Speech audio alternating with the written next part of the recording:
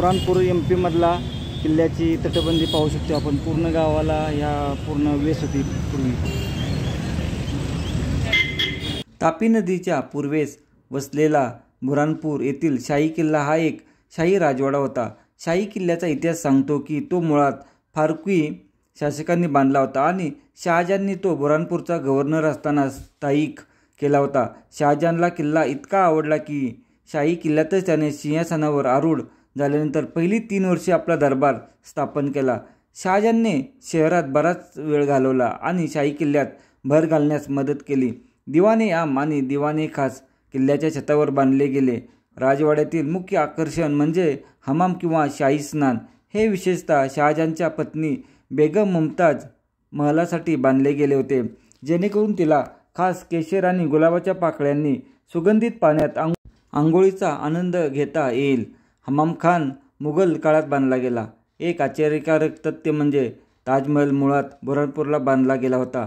यासाठी निवडण्यात आलेली जागा तापी नदीजवळ अद्यापही रिकामीच आहे। मुमताज ज्यांच्या स्मरणार्थ ताजमहल बांधला गेला, तिचा 14व्या मुलाला जन्म देताना बुऱ्हाणपूरमध्ये मृत्यू झाला, असा हा इतिहास या किल्ल्याबद्दल आहे। आणि इथून या बुऱ्हाणपूरच्या किल्ल्यापासून साधारण 18 किलोमीटर लांब अशीरगड किल्ला आहे, जो अतिशय सुंदर आणि गिरिदुर्ग प्रकारातील एक अतिशय बेजोड नमुना आपण बोलू शकतो। चढाई सोपी आहे, परंतु 7 दरवाजे पार करून आपणाला गडमाथ्यावर पोहोचायचे आहे व या गडाच्या एकदम अंतिम टोकावर गुप्तेश्वर महादेवाचे मंदिर आहे।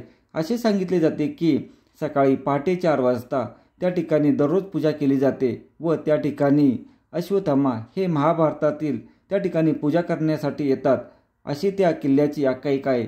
व या किल्ल्यावरूनच आपणाला अशीरगडाला जाता येते। तर आपण बुऱ्हाणपूरमध्ये आल्यानंतर हा किल्ला आपण जरूर पाहावा ही एक विनंती। व यासोबत अशीरगड आणि बुऱ्हाणपूरचा किल्ला हे दोन्ही तुम्ही निश्चितच करा। धन्यवाद।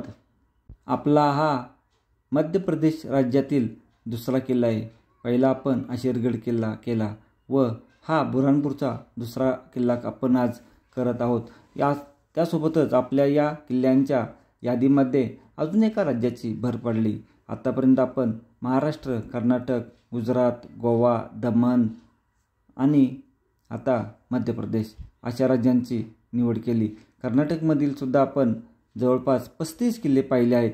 गुजरातमधील 10, दमणमधील 2 तसेच गोव्यामधील 26 किल्ले आपण आतापर्यंत पाहिले आहेत। महाराष्ट्रातील एकूण किल्ल्यांचा विचार केला तर जवळपास 377 किल्ले आपण पाहिले आहेत।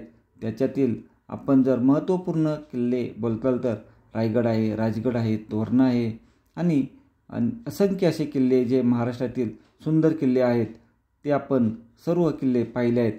जवळपास महाराष्ट्रातील आपण 80% किल्ले पाहिले आहेत व 20% बाकी आहेत, ज्याच्यामध्ये महत्त्वपूर्ण जर विचार करताल तर नरनाळा किल्ला, गाविळगड हे आपले महत्त्वपूर्ण राहिले आहेत। तसेच नाशिक भागातील बरेचसे किल्ले आपले राहिले आहेत, ते सुद्धा आपण येणाऱ्या काळामध्ये करणार आहोत।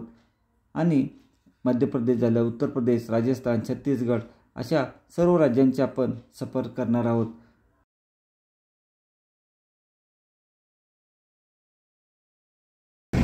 पाहू शकतो आपण बुऱ्हाणपूरचा भुईकोट किल्ला माझ्या मागे पाहू शकतो, जी तटबंदी आहे। आपल्याला जास्त वेळ नाही पूर्ण करण्यासाठी, जेवढं दाखवलं तेवढं आपण दाखवू। बुऱ्हाणपूरचा भुईकोट किल्ला तटबंदी पूर्ण आहे व्यवस्थित लांब करून